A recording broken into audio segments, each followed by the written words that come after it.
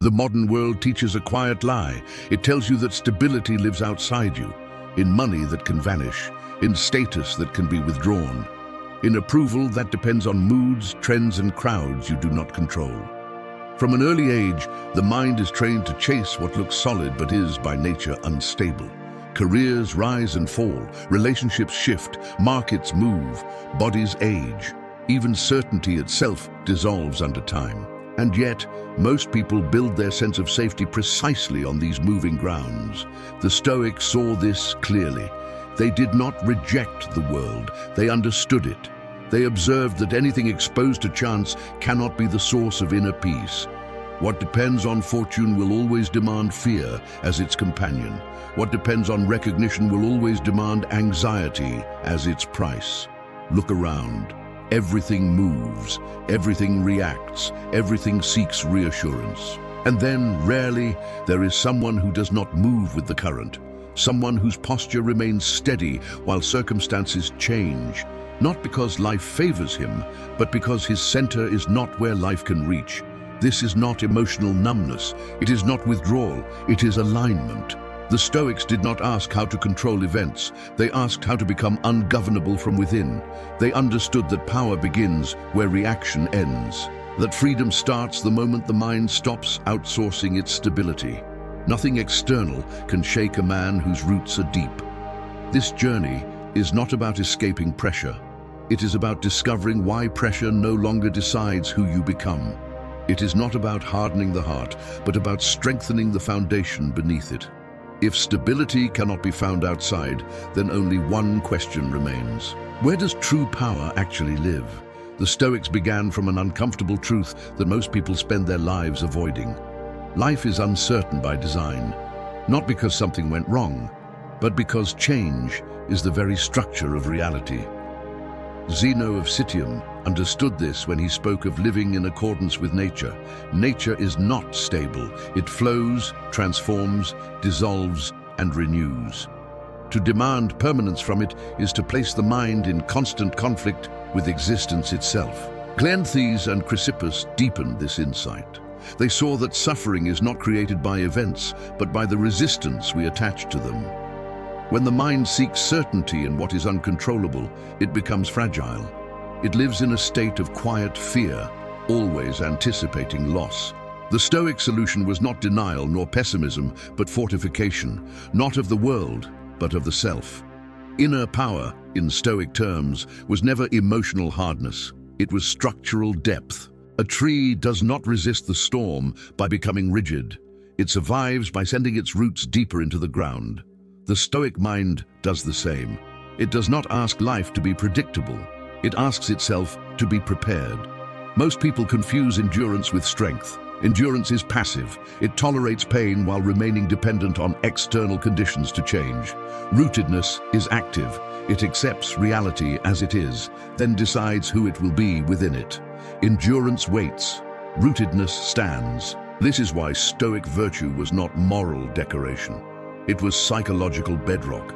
Wisdom, courage, temperance, and justice were not ideals to admire, but structures to live inside.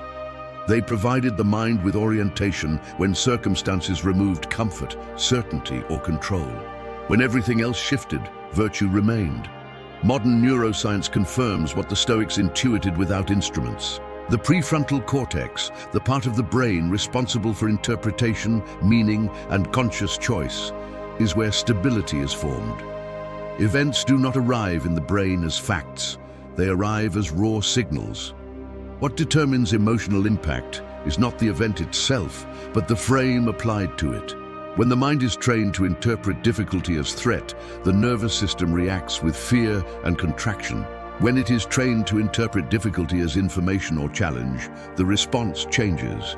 This is not positive thinking. It is disciplined perception. The Stoics called this ruling the impressions. A rooted mind does not rush to label events as good or bad. It pauses, it observes, it separates what is happening from what it means. In that pause, power appears. Not loud power, quiet power, the kind that does not need permission from circumstances to remain intact. This is why seeking certainty outside creates fragility. The more you need the world to behave in specific ways, the more unstable your inner state becomes. The Stoics did not aim to eliminate uncertainty. They aimed to become compatible with it. And yet, even the deepest roots do not prevent the storm from arriving. They determine what happens when it does. Because when pressure hits, it does not test philosophy. It tests the body. And the next question becomes unavoidable. What happens inside you when life applies force? When pressure arrives, it does not ask for permission. It enters through the body before it ever reaches language. The heart accelerates, the breath shortens, muscles tighten, thought narrows. Long before reason speaks, the nervous system has already chosen a posture toward reality. The Stoics understood this long before neuroscience gave it names. Epictetus observed that people are disturbed not by things, but by the judgments they form about things. Seneca wrote that emotion, when left unexamined, becomes a tyrant. What they were describing was not philosophy in abstraction, but physiology in motion. Modern neuroscience confirms this ancient insight with precision. When the mind perceives threat, the amygdala activates, preparing the body for survival. This reaction is fast, automatic, and ancient. It is useful when danger is real. It is destructive when danger is imagined, prolonged, or misinterpreted. Most modern suffering lives in this misalignment. The unshakable individual is not someone who never feels fear, anger, or grief. That would be a machine, not a human. Stoic apatheia was never emotional absence. It was freedom from domination, the ability to experience emotion without being ruled by it. Daniel Goleman describes emotional regulation as the capacity to notice internal states without becoming them. This is where Stoic practice and neuroscience converge. The moment awareness is introduced, the prefrontal cortex re-enters the conversation. Reaction slows. Interpretation becomes possible. Choice returns. Naming an emotion changes its intensity. Pausing before responding reshapes neural pathways. Repeated calm under pressure trains the nervous system to associate challenge with stability rather than threat. Over time, this becomes default behavior, not effort. Serotonin plays a central role here. It supports emotional balance and resilience, reinforcing a sense of internal order. Cortisol, the stress hormone, decreases when perception shifts from danger to manageability. This is not willpower, it is training. The body learns what the mind repeatedly teaches it. The Stoics practiced this daily. Through reflection, negative visualization, and voluntary discomfort, they taught the nervous system not to panic when comfort disappeared. They rehearsed loss so that loss would not collapse them. They rehearsed restraint so that impulse would not command them. This is why emotional regulation becomes silent power. It does not announce itself. It does not argue. It simply remains intact while others unravel. It allows clarity where others experience urgency. It creates space where others feel trapped. Yet calm alone is not strength. A still mind without direction becomes passive. Regulation without purpose turns inward and stagnates. Even the Stoics warned against this. Inner peace without alignment becomes indifference. Control without meaning becomes emptiness. True power requires orientation. It requires a reason to remain steady. It requires a direction worthy of discipline, and this leads to a deeper layer of mastery. Because the mind does not stabilize itself for nothing. It stabilizes itself in service of who you choose to become. The Stoics did not speak of discipline as an act of force. They spoke of it as a form of order. Marcus Aurelius wrote to himself not to become better through bursts of effort, but through consistency of character. Musonius Rufus taught that philosophy was not something to discuss, but something to live. Cato the Younger embodied this principle so fully that his life became his argument. Discipline in the Stoic tradition was never about domination of the self. It was about coherence. When actions align with values, the mind settles. When behavior contradicts belief, tension grows. Most people live inside this tension without realizing its source. They call it anxiety, restlessness, lack of motivation. In reality, it is the nervous system reacting to internal inconsistency. Modern psychology describes this through identity-based behavior. You do not rise to the level of your goals. You fall to the level of who you believe yourself to be. Every repeated action reinforces an internal narrative. Each decision teaches the brain what kind of person you are becoming. Andrew Huberman explains dopamine not as a reward chemical, but as a teaching signal. Dopamine marks what the brain should repeat. When effort itself is associated with meaning, dopamine reinforces discipline. When comfort is rewarded without purpose, dopamine reinforces avoidance. Over time, the brain does not ask what you want. It executes what you have trained it to value. The Stoics understood this without naming neurotransmitters. They saw that character is sculpted through repetition. Small acts, performed daily, quietly rewire the soul. Discipline was not heroic, it was humble. It showed up early, it endured boredom. It honored commitments even when no one was watching. This is why self-mastery was considered moral architecture. It shaped the internal structure through which life was experienced. A disciplined individual does not rely on motivation. Motivation fluctuates, identity remains. When discipline becomes identity, action flows without internal debate. True confidence emerges here, not the loud confidence that seeks validation, but the quiet certainty that comes from self-trust. When you know that your actions will align with your principles, the mind relaxes. Decision fatigue disappears. Anxiety loses its grip. You are no longer negotiating with yourself. Yet even the most disciplined mind will face moments that discipline alone cannot resolve. Loss arrives without warning. Rejection cuts deep. Plans collapse. The external world reminds you that effort does not guarantee outcome. This is the final test of inner power. Not whether you can act consistently when things are stable, but whether you can remain whole when meaning itself is challenged. There comes a moment when discipline is no longer enough. A moment when effort meets a wall that will not move. The Stoics prepared for this moment with unusual seriousness. They understood that without meaning, even the strongest habits eventually collapse. Endurance without purpose erodes from the inside. Calm without direction becomes emptiness. Heracles wrote of concentric circles of responsibility, beginning with the self and extending outward to family, community, and humanity itself. To live well was not merely to regulate emotion or control impulse, but to understand one's place within a larger order. Meaning, for the Stoics, was not invented. It was discovered through alignment with one's role in the cosmos. This is where ancient wisdom meets modern psychology with striking clarity. Jordan Peterson describes meaning as the antidote to chaos. Not happiness, not pleasure, meaning. The capacity to bear suffering without disintegration emerges when the mind understands why it endures. When pain has a context, it becomes tolerable. When it does not, it becomes corrosive. Neuroscience reveals why this is so. Dopamine, often misunderstood as a pleasure chemical, is deeply tied to pursuit and direction. When guided by short-term gratification, it creates restlessness and dependency. When guided by long-term purpose, it stabilizes behavior and sustains effort through difficulty. Purpose organizes motivation across time. Meaning also reshapes emotional processing. Cognitive reappraisal, the ability to reinterpret events through a broader framework, reduces anxiety and despair. Loss becomes instruction. Difficulty becomes refinement. Failure becomes information. This is not denial, it is orientation. The Stoics called this living in accordance with nature. Not passive acceptance, but active coherence.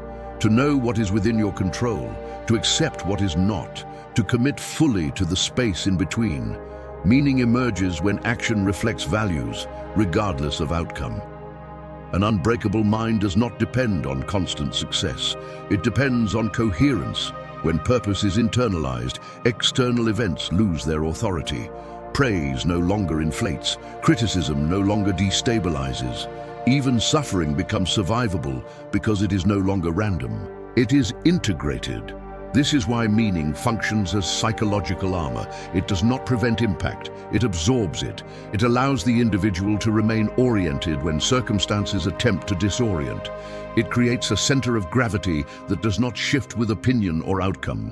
When purpose is clear, something profound happens. the need for reassurance fades. The urge to react diminishes.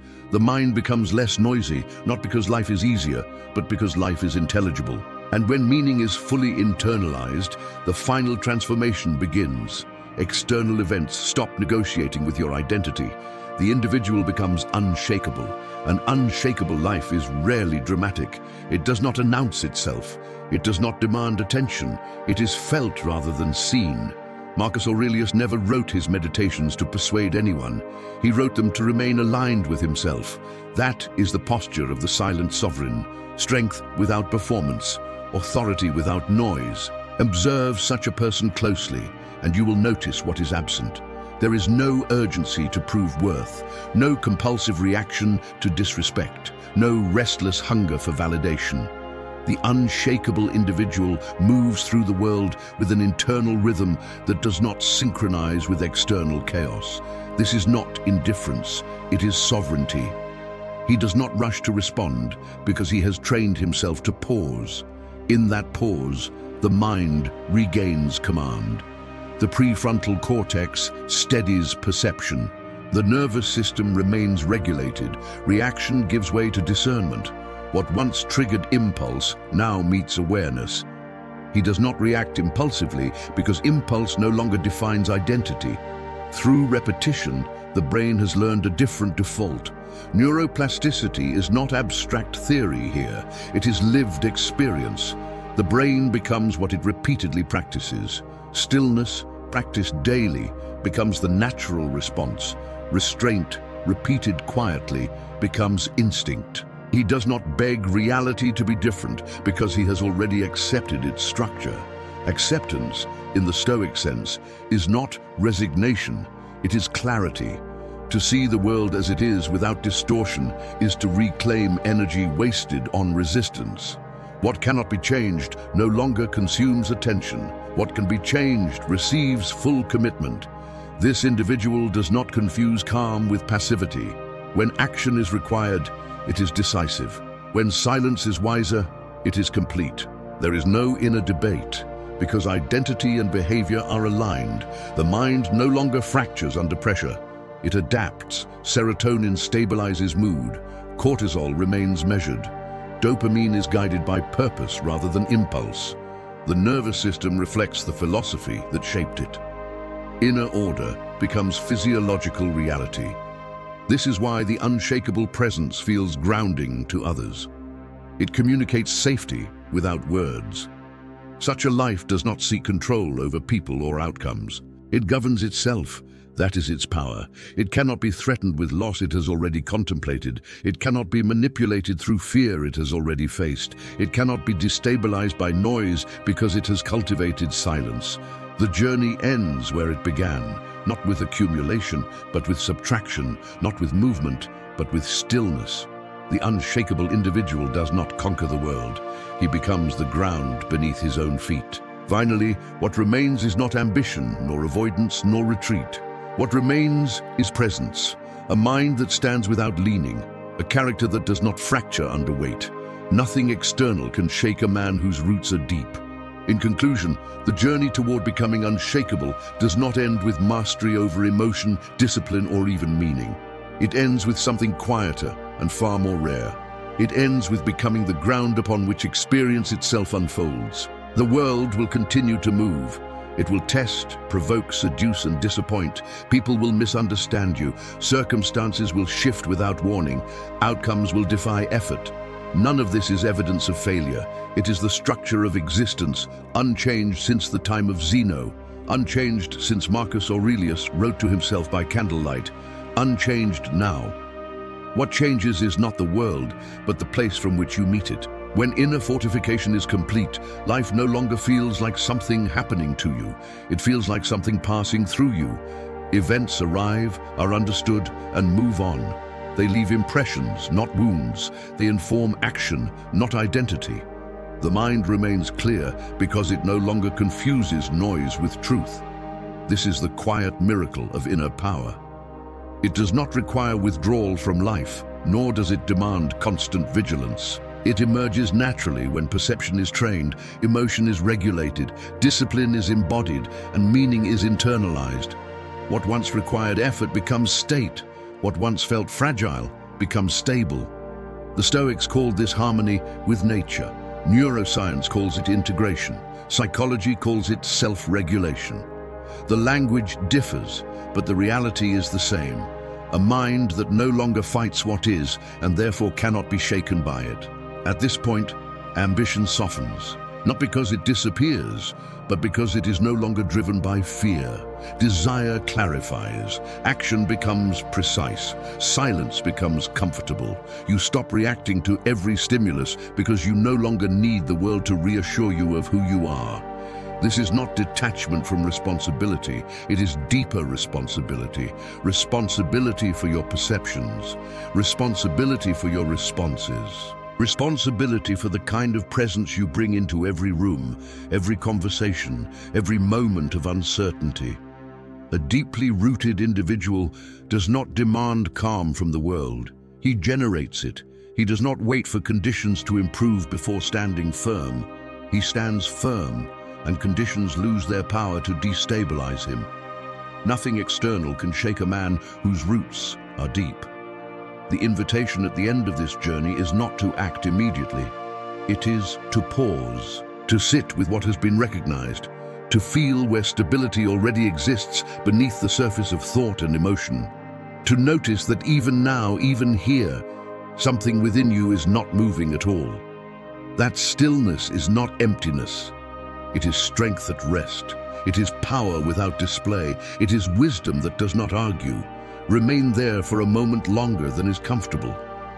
That is where quiet Imperium truly begins.